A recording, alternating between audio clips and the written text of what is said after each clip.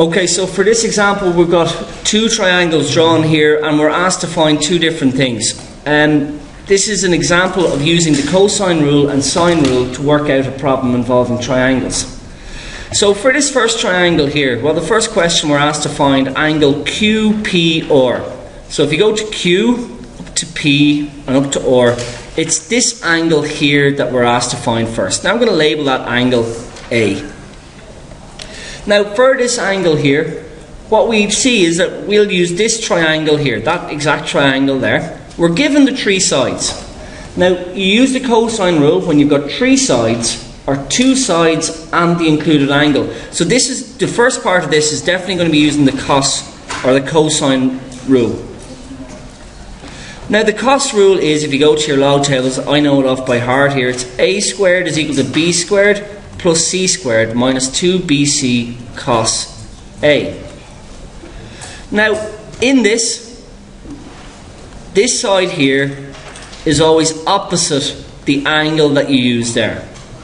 The b and c are the other two sides.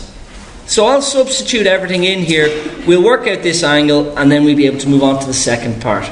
So time is moving on, so we'll get going there. That's going to be 4 squared is equal to 5 squared plus 6 squared minus 2 times 5 times 6 times the cos of A. Now this will work out, I know it will work out because there's only one unknown, which is A, everything else is numbers, so we can just work this out there. We've got 16 is equal to 25 plus 36 minus 30 cos A.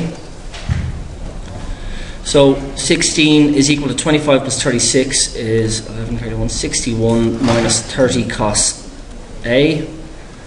Now if the way I'd probably do this is subtract 61 from both sides, and I get that from that leaves 5, carry the 1, minus 45 on that side is equal to minus 30 cos A. And if I divide both sides now by minus 30, this little bit of algebra here could be done any way you want. There's loads of different ways of doing it, but I'll leave it this method here. So we've got cos A then, just that cos A is on its own, because minus 30 divided by minus 30 is just 1, is equal to 45 divided by 30, which if you put that into your calculators, 15 divides into both of them, 3 over 2. Now if cos A is equal to 3 over 2, A is equal to the cos inverse of 3 over 2, which will give us an angle of 41.409 degrees. And we'll go correct 2 decimal places here, so we'll just round it up 1, so 41.41 degrees. Now once you have that angle here, we have to be able to get the final distance here, which is RS. The distance from here to here. Now I'll use a different colour here. I want this length here. Now this would link to some other information. We know this angle here now is 41.41 degrees. So now we can get this angle in here. That angle in there is 180 minus that, which will give us an angle of 138.6 degrees.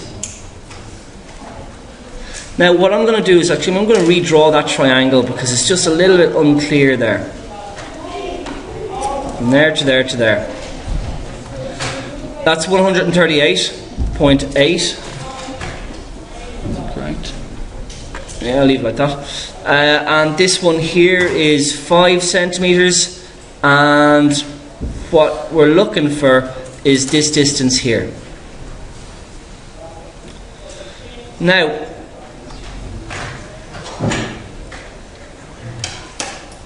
we also know this angle here is 22 degrees as well. It's given in our original diagram. So I'm going to call this side again, I'm going to call it B. Now the two cases when you use the cosine rule are when you're given 3 sides or 2 sides and the included angle. Every other time you use the sine rule. So this one here has to be the sine rule because we're only given one side. So it's easy to work that out. So the sine rule, I'll just write it out, I have it off by heart. It's A over sine A is equal to B over sine B is equal to C over sine C. That's what you see when you look at your formula tables. Now, the way it works is the sine of this angle here, that'll be B, let's say, is equal to, or this would be, if the 22 is A, the angle A, 5 is the side A. They work opposite each other for the sine rule. So what I mean by that is A there will be the 5 over sine 22 degrees would be equal to opposite B over the sine of 138.8 degrees. Now I only took that to one decimal place, but it should be okay.